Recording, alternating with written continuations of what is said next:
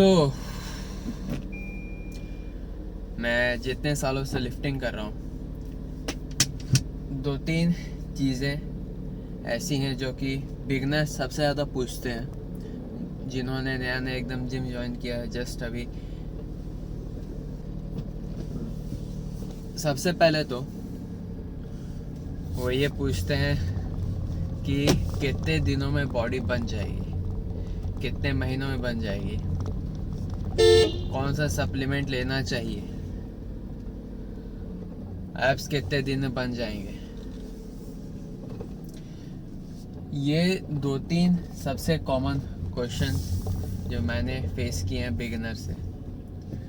और जब मैं उन्हें बोलता हूँ कि बॉडी बनाने के लिए इतना टाइम लगे, इतने साल लग जाएंगे, आपको ऐसी डाइट फॉलो करनी पड़ेगी, ऐसी ट्रेनिंग करनी पड़ेगी, बहुत टाइम लग जाता है बॉडी बनाने में, मिनिमम तो 4 से 5 साल लगेंगे ही आपको। मैं उन्हें जब ये बोलता हूँ तो वो बोलते क्या साल लग जाएंगे, 4-5 साल लग जाए मुझे बॉडी बनाने में। हो सकता है आपकी जल्दी बन जाए, मैं ये नहीं बोला कि जल्दी नहीं बन सकती है, शायद आपकी 2-3 सालों में बन जाए, डिपेंडिंग आप पे जेनेटिक्स कैसे, बहुत इलाइट जेनेटिक्स है, बहुत अच्छे जेनेटिक्स है आपके, तो 2-2.5 साल में भी अच्छी खासी फिजिक बन सकती है आपकी। बट मेजॉरिटी लोगों के लिए मैं बात कर रहा हूँ तो 4-5 साल तो लग ही जाएंगे, क्योंकि ऐसा तो नहीं होगा कि स्टार्टिंग के दिनों से ही आप सब कुछ एकदम टू द पॉइंट परफेक्ट करने लगोगे। आपको सब कुछ सीखने में भी टाइम लगता है। स्टार्टिंग के 1 से 1.5 साल तो मुझे लगता है कि आपको सब कुछ ट्रैक पर लाने में ही लग जाता है, अपनी बॉडी को समझने में लग जाता है। और जब आप अपनी बॉडी को समझ जाओगे कि हाँ चलो इतना मुझे कार्ब्स देना, इतने प्रोटीन में मेरी बॉडी अच्छा रिस्पॉन्ड करती है, और इस पर्टिकुलर कैलोरीज के साथ मैं लीन मसल मास गेन कर सकता हूँ बिना बहुत ज़्यादा बॉडी फैट पुट ऑन किए हुए, या फिर बहुत सारी चीज़ें हैं जो कि प्ले में आती हैं, लाइक आप कितना अपने आप को ट्रेनिंग में पुश कर रहे हो। अब एक होता है कि आप ट्रेनिंग कर रहे हो, अच्छी ट्रेनिंग कर रहे हो, इंटेंस ट्रेनिंग कर रहे हो, एक होता है कि पूरा आप अपने मसल्स को एनाइलेट कर रहे हो, हर एक सेट एकदम फेलियर तक ट्रेन कर रहे हो। तो ऑब्वियसली जो एकदम पुश करे अपने आप को, हर सेट एकदम फेलियर तक ट्रेन करेगा, उससे थोड़े बेटर रिजल्ट्स मिलेंगे। और कौन कितना पुश कर सकता है वो भी एक जेनेटिक्स का पार्ट है। तो जेनेटिक्स बहुत बड़ा रोल प्ले करता है आपकी मसल बिल्डिंग कैपेसिटी में, आपकी वस्कुलरिटी में, आप कितना जल्दी फैट लॉस करते हो उस पर भी डिपेंड करता है, आपके मेटाबॉलिज्म, बहुत सारी चीज़ें, मतलब जेनेटिक्स का बहुत बड़ा रोल है। तो जेनेटिक्स को तो ऑब्वियसली निगेट नहीं कर सकते हम। और जो लोग बोलते हैं कि जेनेटिक्स का बहाना देते हैं जो लोग, वो लोग वीक माइंडेड होते हैं, वो लोग एक्सक्यूज़ दे रहे। देखिए वीक माइंडेड वो हैं जो बोलते हैं कि मेरे जेनेटिक्स ख़राब है, मैं अच्छी फिजिक नहीं बना सकता, ना कि वो लोग जो बोलते हैं मेरे जेनेटिक्स होते हैं अच्छे, नहीं कोई बात नहीं, मैं मेहनत करूँगा, मेरे जेनेटिक्स कैसे भी हों मैं मेहनत में कोई कमी नहीं आने दूंगा। तो आपको भी सेम माइंडसेट लेके चलना, डजेंट मैटर आपके जेनेटिक्स कैसे हैं। आपकी जेनेटिक्स ख़राब है मगर आप कंसिस्टेंट हो, आप अच्छी ट्रेनिंग कर रहे हो, अच्छी डाइट ले रहे हो, खुद को एडुकेट कर रहे हो, खुद की माइंडसेट में इम्प्रूवमेंट ला रहे हो धीरे धीरे करके, तो ऑब्वियसली आप बहुत आगे जाओगे। और जिस बंदे के जेनेटिक्स अच्छे रहते हैं उसे बहुत चीज़ें जल्दी मिल जाती है, मसल गेन चाहे फैट लॉस, वो बहुत आराम से कर लेता है। तो उससे लगता है चलो मेरी फिजिक तो आराम से बन जाती है, अच्छी बॉडी बन जा रही है मेरे आराम से, उतना मेहनत मुझे करने की ज़रूरत नहीं, चलो थोड़ा आराम कर लेते हैं। बट आपके साथ ऐसा नहीं होगा, आपको पता है कि मुझे मेहनत करनी है, मुझे कंसिस्टेंट रहना है, तो आप डेफिनेटली कंसिस्टेंट रहोगे and you will go further than that person. तो कहीं ना कहीं ख़राब जेनेटिक्स या फिर एवरेज जेनेटिक्स होने का एक फ़ायदा भी है।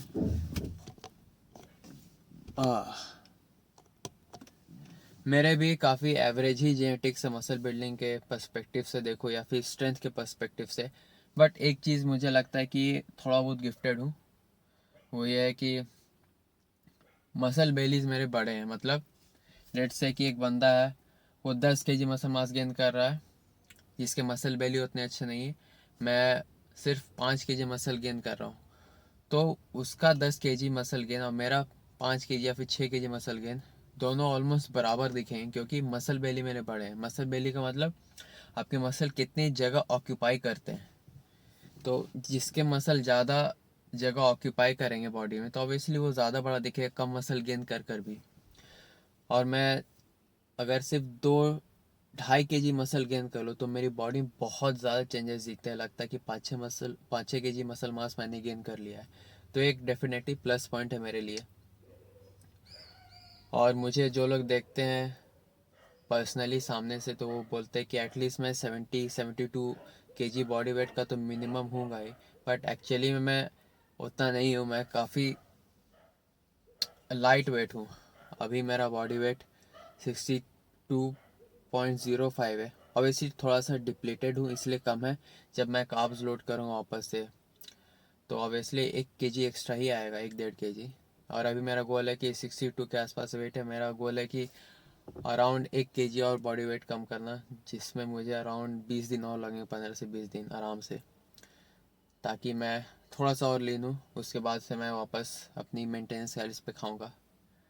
सो एनीवेज, आज है हमारा चेस्ट और शोल्डर्स, तो स्टार्ट करते हैं अपना आज का workout. Last set of incline, और इसका मैं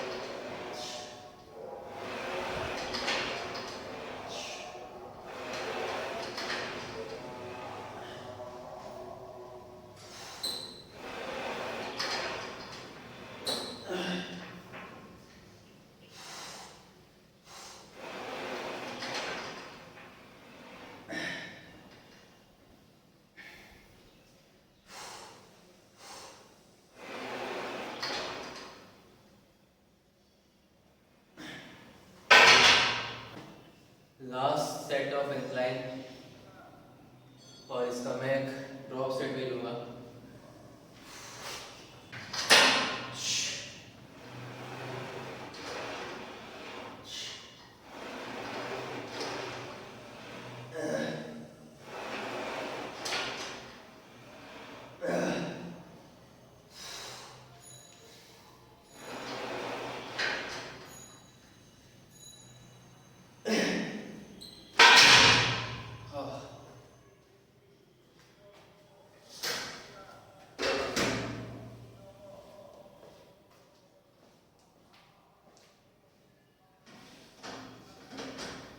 मैंने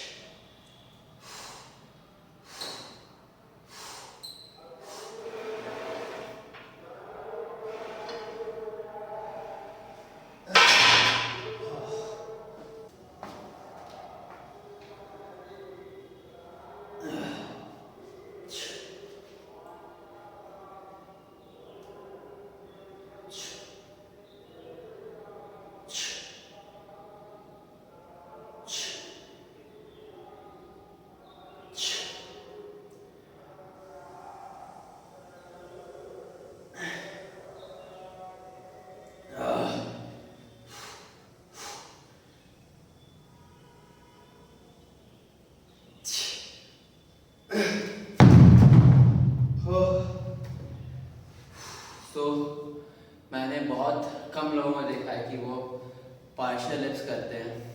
देखा है कि वो पार्शियल लिप्स करते हैं या फिर फोर्स रेप्स करते हुए, बहुत कम लोगों को देखा है मैंने। और फोर्स रेप्स और पार्शियल्स का मतलब क्या होता है? अगर आपके साथ कोई आपका ट्रेनिंग पार्टनर है, किसी के साथ आप ट्रेन कर रहे हो, तो पहले तो आप जिस सेट के साथ कर रहे हो और एक्सरसाइज उसे पूरा कंप्लीट कीजिए, फेलियर तक जाइए। तो जब आपने फेलियर तक पहुंच जाओ तो अपने पार्टनर का जब मैं फेलियर तक पहुंच जाऊँ उसके बाद मुझे पॉजिटिव में हल्का से स्पॉट करो और नेगेटिव में कंप्लीटली छोड़ दो। मैं खुद नेगेटिव कंट्रोल करूँगा। और सबसे पहले आप पॉजिटिव फेलियर पहुँचते हैं as compare to negative failure. तो जब तक आप नेगेटिव फेलियर तक ना पहुँचो, जब तक आपसे वेट कंट्रोल होना ना बंद हो जाए, तब तक आप उससे कहिए अपने पार्टनर को पॉजिटिव में सपोर्ट देते रहो, स्पॉट करो। और जब नेगेटिव भी फेलियर पहुँच जाए तो कोशिश कीजिए थोड़ा बहुत पार्शियल लिफ्ट निकालने का, या फिर अगर आप अकेले ट्रेनिंग कर रहे हो तो खुद से भी पार्शियल लिफ्ट आप निकाल सकते हो, ताकि मसल ग्रोथ को थोड़ा सा एक्स्ट्रा स्टिमुलस मिले, ताकि वो एक्स्ट्रा फटीग। और इन छोटी छोटी चीज़ों को आप अपने वर्कआउट में इंट्रोड्यूस करके अपना मसल ग्रोथ मैक्सिमाइज कर सकते हो।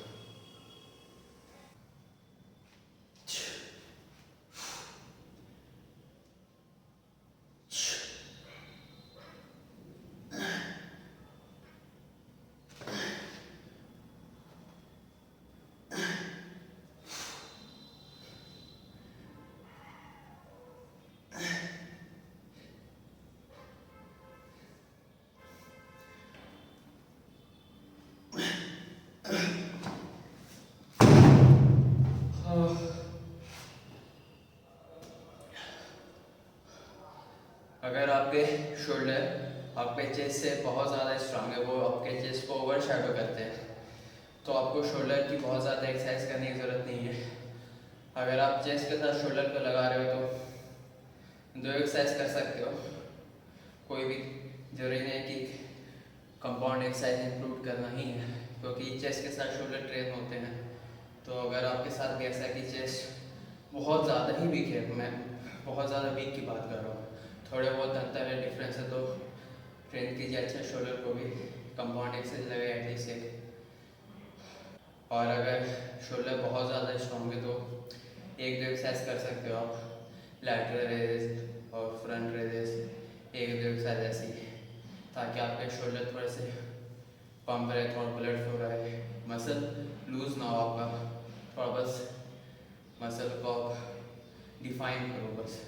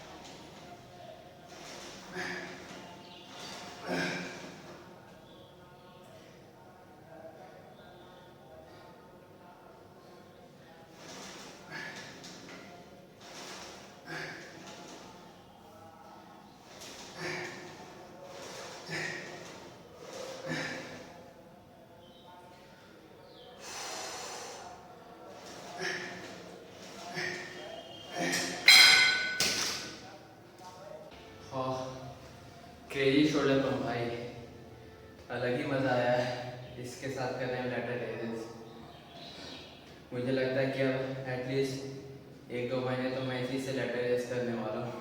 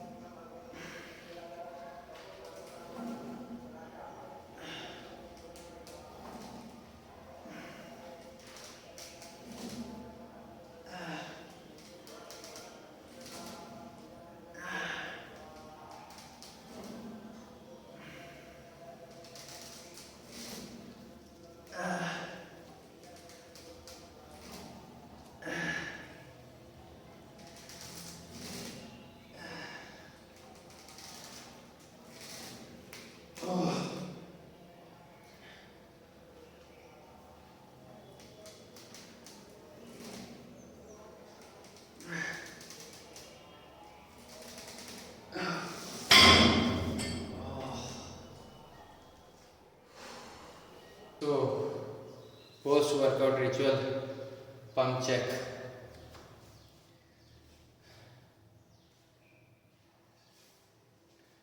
कंसिडरिंग मैं कैलोरिक डेफिसिट में हूँ, उसके हिसाब से आज पंप काफ़ी अच्छा है।